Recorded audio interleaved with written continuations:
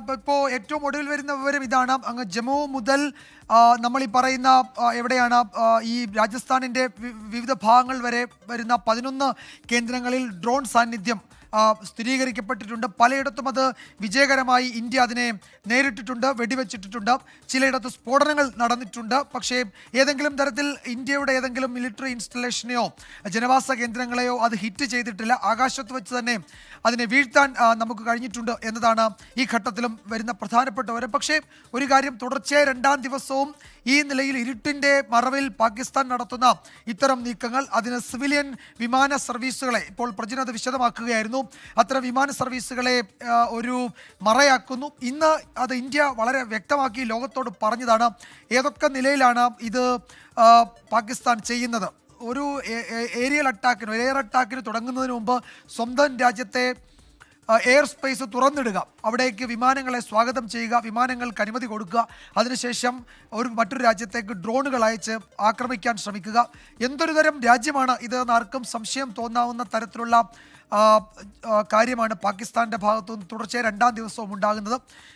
പ്രജിൻ, ഇപ്പോൾ ഏതെങ്കിലും തരത്തിൽ ഇപ്പം നമ്മൾ സംസാരിക്കുന്ന ഈ സമയത്ത് 9:30 കഴിഞ്ഞ് 10 മണിയിലേക്ക് എത്തുന്ന ഈ സമയത്ത് പാകിസ്ഥാൻ്റെ ആകാശം അത് എവിടൊക്കെയാണ് വിമാനങ്ങളുടെ സാന്നിധ്യമുള്ളതെന്ന് പ്രജിൻ പറഞ്ഞു. ഇന്ത്യ ഈ ഘട്ടത്തിൽ ഇന്നലത്തേതിന് സമാനമായൊരു തിരിച്ചടിക്ക് മുതിർന്നാൽ എന്തായിരിക്കും സാധ്യത, എന്തായിരിക്കും സാഹചര്യം? വിജയകുമാർ, നമുക്ക് ഒരിക്കൽ കൂടി ഈ ഫ്ലൈറ്റ് റഡാർ സിസ്റ്റത്തിലേക്ക് വന്നു കഴിഞ്ഞാൽ ഇതിൽ വളരെ വ്യക്തമാണ്. അതായത് ഈ പറയുന്നത് പോലെ ഏഷ്യയിൽ ഇപ്പോൾ സംഭവിച്ചുകൊണ്ടിരിക്കുന്ന ഫ്ലൈറ്റ് റൂട്ടുകളെല്ലാം കൃത്യമായി ഈ റഡാറിൽ കാണാം. നേരത്തെ തന്നെ ഇന്ത്യ വ്യക്തമാക്കിയതാണ്, നിലവിലെ സാഹചര്യം പരിഗണിച്ചുകൊണ്ട് ഇന്ത്യയും പാകിസ്ഥാനും അതിർത്തി പങ്കിടുന്ന മേഖലയിലൂടെയുള്ള എല്ലാ വ്യോമപാതയും പൂർണ്ണമായും അടച്ചിരിക്കുന്നു. അതുവഴിയുള്ള വ്യോമഗതാഗതം പൂർണ്ണമായും റദ്ദാക്കിയിരിക്കുകയാണ് താൽക്കാലികമായി. നേരത്തെ ഇന്ത്യ വ്യക്തമാക്കിയതാണ്. അത് ശരിവെക്കുന്ന രീതിയിൽ നമുക്കിവിടെ കാണുവാൻ സാധിക്കും. ഒരു രീതിയിലുമുള്ള ഫ്ലൈറ്റുകൾ ആ വഴിയിലൂടെ ഇന്ത്യക്കകത്തേക്കോ അല്ലെങ്കിൽ ഇന്ത്യയിൽ നിന്ന് പുറത്തേക്കോ പോകുന്നതായി നമുക്ക് കാണുന്നില്ല.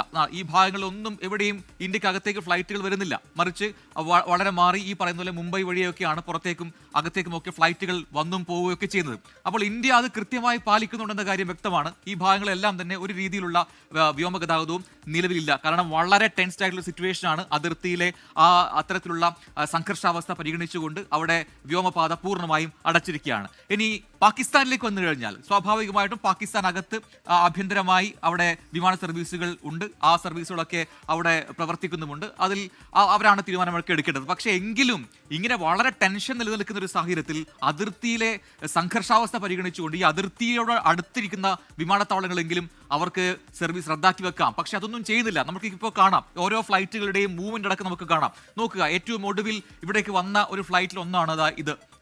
അതിന്റെ ഡീറ്റെയിൽസ് നമുക്ക് കാണാം. കറാച്ചി ടു ലാഹോർ അവിടെ ലാൻഡ് ചെയ്യാൻ പോകുന്നേ ഉള്ളൂ. 8 മണിക്ക് ഷെഡ്യൂൾ ചെയ്ത ഫ്ലൈറ്റാണ്. ആക്ച്വൽ ടൈം 8:14 എന്ന് കാണിക്കുന്നു. അവിടെ പുറപ്പെട്ട് എസ്റ്റിമേറ്റഡ് ടൈം 9:40 ലാഹോറിൽ ലാൻഡ് ചെയ്യാൻ പോകുന്ന ഫ്ലൈറ്റാണിത്. അതിന്റെ പാത്ത് കൃത്യമായി കാണാം. കറാച്ചിയിൽ നിന്ന് ഇത് മനുഷ്യാവകാശ ലംഘനമാണ് എന്ന് പറഞ്ഞാൽ ഇത് മനുഷ്യാവകാശ ലംഘനമാണ്. ഇത് സാധാരണ മനുഷ്യർ, ഇപ്പൊ നേരത്തെ ഖ്വാജ ആസിഫിന് അവിടുത്തെ പ്രതിരോധ മന്ത്രിയുടെ ഒരു പ്രസ്താവന, അത് എത്രത്തോളം സ്ഥിരീകരിക്കാൻ കഴിയുമെന്ന് എനിക്കറിയില്ല. പക്ഷേ അത് പറഞ്ഞത് ഖ്വാജ ആസിഫ് ആയതുകൊണ്ട് തെറ്റാൻ വഴിയില്ല. ഖ്വാജ ആസിഫ് പറയുന്നത് അവരുടെ സെക്കൻഡ് ലൈൻ ഡിഫൻസിൽ അവിടുത്തെ കുട്ടികൾ നിൽക്കുമെന്നാണ് പറയുന്നത്. അവരുടെ കുട്ടികളെ വെച്ചുകൊണ്ട് ചെറുക്കുമെന്നാണ് പറയുന്നത്. അപ്പോൾ അത്രത്തോളം എന്ന് പറഞ്ഞാൽ പരസ്യമായി ഒരു രാജ്യത്തിൻ്റെ പ്രതിരോധ മന്ത്രി ആ രാജ്യത്ത് പഠിക്കുന്ന കുട്ടികളെ ഇറക്കി നിർത്തിക്കൊണ്ട് പട്ടാളത്തിനുള്ളിൽ സെക്കൻഡ് ഡിഫൻസ് ആക്കും എന്നൊക്കെ പരസ്യമായി പറയണമെങ്കിൽ എത്രമാത്രം ധാർഷ്ട്യമാണ്. അപ്പോൾ അത് ചിന്തിക്കുന്ന ആൾക്കാർ ഈ പറയുന്ന വിമാനത്തെ മറയാക്കിക്കൊണ്ട് ആക്രമണം നടത്തും എന്ന് കരുതാതിരിക്കാൻ തരവുണ്ടോ? പ്രജിൻ, ഒരു തരവുമില്ല. അത് ആ രീതിയിൽ തന്നെ കരുതേണ്ടിയിരിക്കുന്നു. അങ്ങനെ ഓരോ ഫ്ലൈറ്റിൽ എടുത്ത് നോക്കിക്കഴിഞ്ഞാൽ നമുക്ക് ഇപ്പോഴത്തെ ഈ ഫ്ലൈറ്റിന്റെ പാത നോക്കിക്കഴിഞ്ഞാൽ നമുക്ക് ഓരോ ഫ്ലൈറ്റുകളും എടുത്ത് നോക്കിക്കഴിഞ്ഞാലും അതെല്ലാം നിലവിൽ സർവീസ് നടത്തുന്നതാണ്. അതാ മറ്റൊരു ഫ്ലൈറ്റാണ് ഇപ്പോൾ നമ്മൾ കണ്ടുകൊണ്ടിരിക്കുന്നത്. അത് കറാച്ചിയിൽ നിന്നും ഇസ്ലാമാബാദിലേക്കുള്ള ഫ്ലൈറ്റാണ്. നോക്കുക, ഈ പോയിന്റുകൾ, ഈ കേന്ദ്രങ്ങൾ നോക്കുക. ഇസ്ലാമാബാദ്, കറാച്ചി, അതോടൊപ്പം തന്നെ ലാഹോർ, ഈ കേന്ദ്രങ്ങളെല്ലാം കഴിഞ്ഞ ദിവസം ഇന്ത്യയുടെ പ്രത്യാക്രമണത്തിൽ ഞെട്ടിവിറച്ച ഇടങ്ങളാണ്. അതായത് ഈ സമയത്തും കറക്റ്റ്, അതായത് ഈ പകൽ നേരങ്ങളിലൊന്നും വലിയ പ്രകോപനം ഉണ്ടാക്കിയില്ല പാകിസ്ഥാൻ. പക്ഷേ സന്ധ്യയായ സമയത്ത് അല്ലെങ്കിൽ ഇരുട്ട് വീണ സമയത്താണ് പാകിസ്ഥാന്റെ ഭാഗത്തും പ്രകോപനങ്ങൾ ഉണ്ടാവുന്നത്. അതിർത്തി ലക്ഷ്യമാക്കി ഒന്നിനു പിറകെ ഒന്നായി ഡ്രോണുകൾ വരുന്ന സമയം. ആ സമയത്ത് വ്യോമപാത ക്ലിയർ ആയിരിക്കണം. മിലിറ്ററി ഓപ്പറേഷനാണ്. ഒരു യാത്രാ വിമാനങ്ങളും ആ ഭാഗത്തൂടെ സർവീസ് നടത്താൻ പാടില്ല. പക്ഷേ ഇപ്പോഴും സർവീസ് നടത്തുന്നു എന്നാണ് നമ്മുടെ റഡാർ സിസ്റ്റം കാണിക്കുന്നത്. 10:23 ലാൻഡ് ചെയ്യാൻ പോകുന്നു ഇസ്ലാമാബാദിൽ ഒരു ഫ്ലൈറ്റ്. അത് പാകിസ്ഥാനിലെ ഫ്ലൈറ്റ് ആണ്. കറാച്ചിയിൽ നിന്ന് പുറപ്പെട്ട് ഇസ്ലാമാബാദിലേക്ക് പോകുന്ന ഫ്ലൈറ്റ് ആണ്. അത് നമുക്ക് വ്യക്തമായി കാണാം. അത് ഓൾറെഡി പുറപ്പെട്ട് കഴിഞ്ഞു. ഇനിയിപ്പോൾ 10:23 കൂടി അത് ഇസ്ലാമാബാദിലേക്ക് എത്തും എന്നാണ് മനസ്സിലാക്കേണ്ടത്. ഇവിടുന്ന് ഇനി വീണ്ടും യാത്ര ചെയ്ത് ഇവിടേക്ക് എത്തണം. ആ ഫ്ലൈറ്റിൽ ഓൺ ദ വേ ആണ് ഫ്ലൈറ്റ് എന്ന് പറയാം. അപ്പോൾ ഇങ്ങനെ സർവീസ് നടത്തുന്ന സമയത്താണ് പാക് ഡ്രോണുകൾ ഇന്ത്യയുടെ അതിർത്തിയിലേക്ക് നീങ്ങുന്നത് എന്നത് ശ്രദ്ധേയമായ കാര്യമാണ്. ഇനി ഒരു തിരിച്ചടി എന്നോണം ഇന്ത്യയിൽ നിന്നും ഒരു പ്രത്യാക്രമണം വരികയാണെങ്കിൽ നോക്കുക, ഒരു പ്രത്യാക്രമണം നടക്കുന്ന സ്ഥലം നോക്കുക. ഇതാ ഈ ഫ്ലൈറ്റ് യാത്രയാവുന്നത് ഇസ്ലാമാബാദിലേക്കാണ്. ഇതാണ് അതിന്റെ പാത്വേ. ഈ പാത്തിലേക്കാണ് നീങ്ങുന്നത്. ആ സമയത്ത് ഇന്ത്യയുടെ ആക്രമണം ഒരുപക്ഷെ ഈ ഭാഗത്തു നിന്നും പടിഞ്ഞാറ് ഭാഗത്തേക്ക് ഉണ്ടായിക്കഴിഞ്ഞാൽ സംഭവിക്കാൻ സാധ്യതയുള്ള അപകടങ്ങളെ കുറിച്ചൊന്ന് ആലോചിക്കുക. ഇതിനെക്കുറിച്ചൊന്നും ഒരു രാജ്യം എന്ന നിലയിൽ രണ്ടുപേരിലേക്ക് വരാം. ഒരു പ്രധാനപ്പെട്ട വിവരം കൂടി ഇപ്പോൾ വരുന്നുണ്ട്. IMF-ന്റെ പ്രധാനപ്പെട്ട വോട്ടെടുപ്പിൽ നിന്ന് ഇന്ത്യ വിട്ടുനിൽക്കും എന്ന വിവരമാണ് ഇപ്പോൾ വരുന്നത്. അത് പാകിസ്ഥാന്റെ ബെയിലൗട്ട് പാക്കേജിന് അംഗീകാരം നൽകേണ്ട IMF-ന്റെ വളരെ പ്രധാനപ്പെട്ട യോഗമാണ്. IMF പാകിസ്ഥാന് സാമ്പത്തിക സഹായം നൽകരുത് എന്ന് കർശനമായി ഇന്ത്യ ആ ഫോറത്തിൽ ആവശ്യപ്പെടുന്നുണ്ട്. അതുകൊണ്ട് ഇന്ത്യ അതിൽ നിന്ന് വിട്ടുനിൽക്കും എന്ന പ്രധാനപ്പെട്ട വിവരം ഇപ്പോൾ വരുന്നുണ്ട്. അതിന്റെ നിർണായക വോട്ടെടുപ്പിൽ നിന്ന് ഇന്ത്യ വിട്ടുനിൽക്കും. India abstains from voting on Pakistan's bailout package at IMF meeting എന്ന പ്രധാനപ്പെട്ട വിവരം വരുന്നുണ്ട്.